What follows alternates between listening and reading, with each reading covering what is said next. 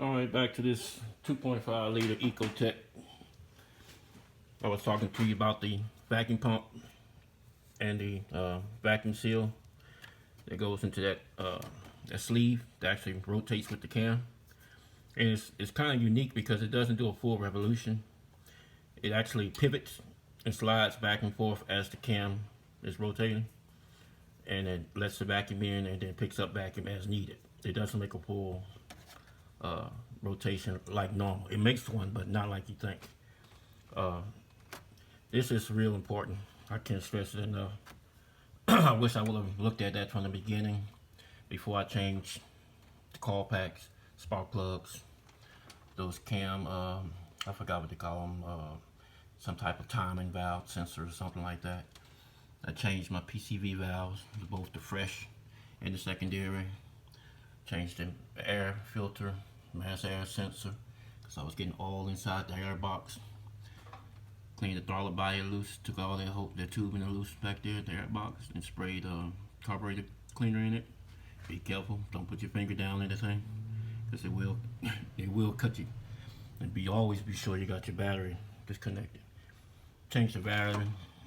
This here broke on me. The purge valve, that's a pain in the butt to get. It's called a vacuum pump purge valve. Took me right at 14 days to get it. GM was on strike, the parts people. Anyway, I got that. Changed the camshaft load positioners. That one and the one in the back. The O2 sensor. The EGR valves right here. You take these two things, bolts out, and it actually makes it like a flow. And those things get plugged. You gotta clean it out. Be careful with the metal gasket. I also clean that vein out where the oil runs in on both of them. Be careful. That matters too. You gotta keep it clean. This engine here, it produces gunk, and the vacuum pump is very vital to prevent that from happening. So I had to flush the engine out real good, and I changed my oil. I changed my oil frequently, and I still had gunk all up in the thing. I flushed it, put SCP oil treatment inside of it, ran it for a couple of weeks before I changed the oil and cleaned it right on up. That vacuum pump. And what I wanted to mention too, I didn't mention the first time, if you going down the road and you hit a bump a certain way, and your rear, you get this thumping noise, like something's broke, and you get out your car and you shake it and it just doesn't happen till you hit a bump exactly right. Check your rear strut, not strut, but the actual axle, I forgot what it's called, it's a bushing. But anyway, it breaks from the frame. It's a real cheap bracket, and over time they break. So that's what that thumping noise is. It's not your rear, your axles, or your bearings going bad, anything like that. It's dealing with your suspension.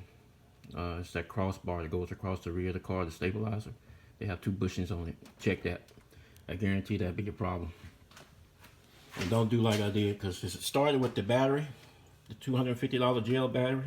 Both my headlights went out, both tail lights went out, both reverse lights went out, both blinkers went out, and next thing you know, I started having all these 0016 check engine, reduced power, service car soon, come to a stop with the eco stopping, auto start when you let off the brake. It wouldn't start back up, it just spin, making that rattling noise when you're sitting in idle at a red light with the air conditioner on, car running rough. I mean, it got to the point where I wanted to drive this thing right off the cliff. And come to find out, all that was this thing right here. That vacuum pump. This. $100. $620 later. $100. Good luck, y'all.